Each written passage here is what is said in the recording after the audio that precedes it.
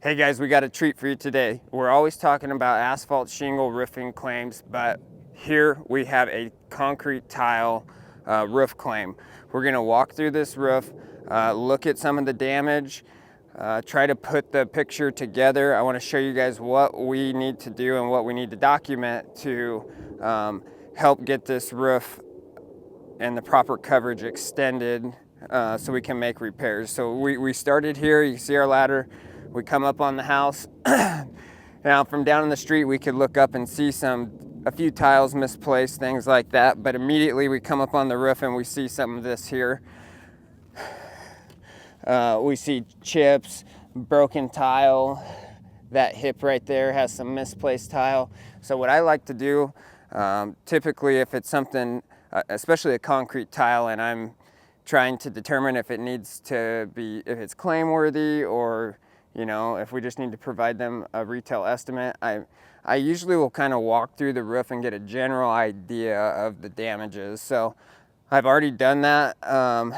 We've found damages on multiple slopes, so now I'm gonna just try to put it all together, and I want to show you guys a few things to keep an eye out for, characteristics of some of the breakage that shows me it could have been tile, maybe flying, hitting other tile, breaking, something such as that right there.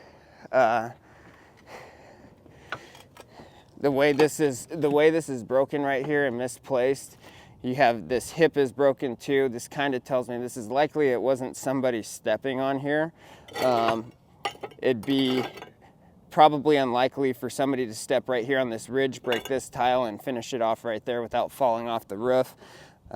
Another thing that I noticed when I was coming up here is, and I don't believe that this necessarily had anything to do with this claim, but if you look right there next to the driveway, we see that tree. They cut that tree down. It would be something I would maybe ask the homeowner, what happened with that tree? Maybe at some point that tree or tree branches broke and could have potentially hit right here and broke these tiles. I'm not totally sure. That looks like it's been like that for a while, but this also, these tiles could have been broken for a little while too.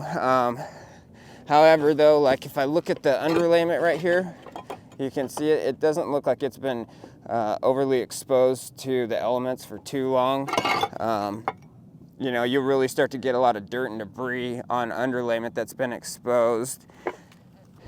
So we note this stuff here. We got broken tile, tile's broken in half. To me, something happened here. I'm not really sure what that is just yet, but I've got more broken tile here.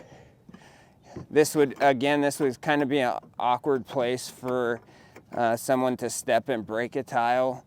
And then if you step back and see, you can tell that a lot of these tiles are just kind of misplaced, which when you get high enough winds, these flat tiles, especially these old Monier tiles, it's very easy for them to lift up and kind of shift around a little bit. So we'll keep walking around this way. Now from the driveway, when we looked up here, we could see that there was some tiles that looked like they weren't laying flat. Immediately we look up here. More than likely, the wind probably caused this. Again, the wind starts getting up under there, it just has to start shaking that tile and pull it away from fasteners, battens, whatever is holding that tile. In this case, it does look like they didn't nail this top course. They had it have a batten up here, so top course probably should have been nailed, but still the wind likely caused that to happen. Usually that counter flashing will hold that tile down on that batten well enough where you don't see that sort of thing. If we come down here and look at this this wall here, again you can see tiles kind of starting to slip. That tile there does have a fastener in it. If I was just doing a regular roof inspection, I had no idea that there was any wind or any kind of storm damage here, I wouldn't totally be thinking that this is storm related, but given the other stuff I've seen, this could have easily been shifted by wind. Getting down here too, more tile slippage. This is all stuff I'd want to be documenting. Whether or not we're gonna claim this stuff as wind damage, it's still good documentation to have. More broken tiles.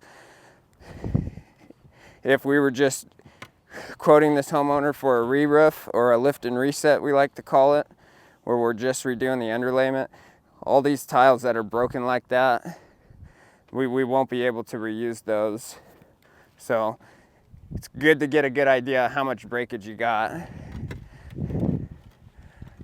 Again, if we look right here, more tiles slipping, and this can happen with age, but again, it wouldn't take a lot of wind to just start lifting that, and eventually it'll start to slide out of place. Let's go around the back side here. More breakage.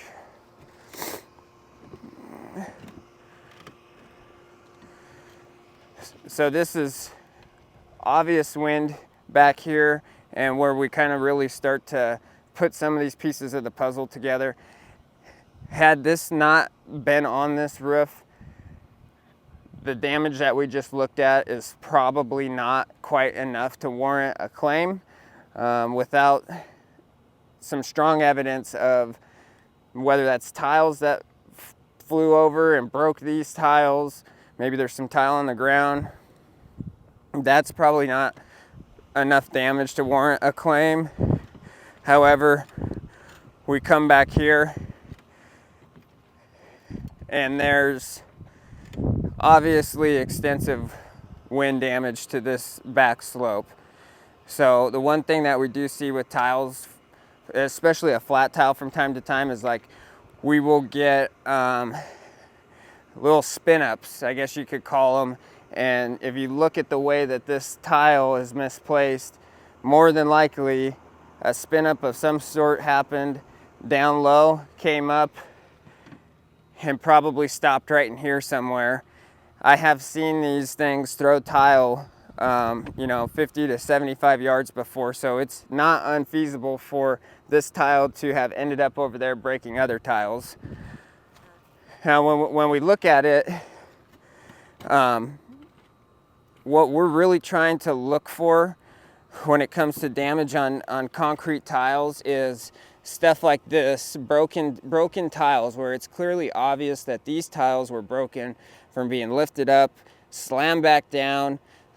You can see how there's a lot of tiles here that are racked.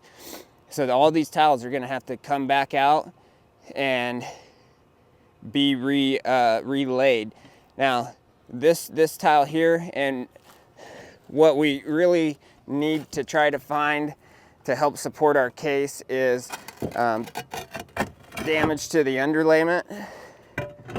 And usually when you get tiles doing this sort of thing, they probably are going to cause some sort of damage to the underlayment, puncture holes.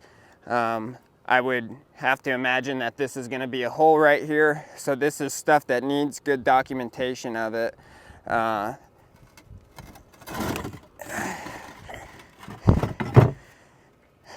You can see there clearly a hole in the underlayment there. So these battens are going to have to come up. It's going to be a pretty extensive repair. This whole back slope is going to have to be replaced on this house.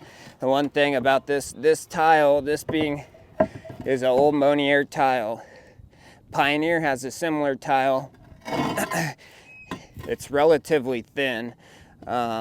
The newer Westlake tiles, Eagle tiles, they're generally thicker, so we don't see a lot of like wind damage with those tiles.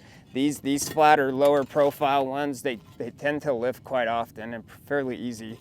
So what we're gonna wanna do is we're gonna wanna try to take one of these tiles with us.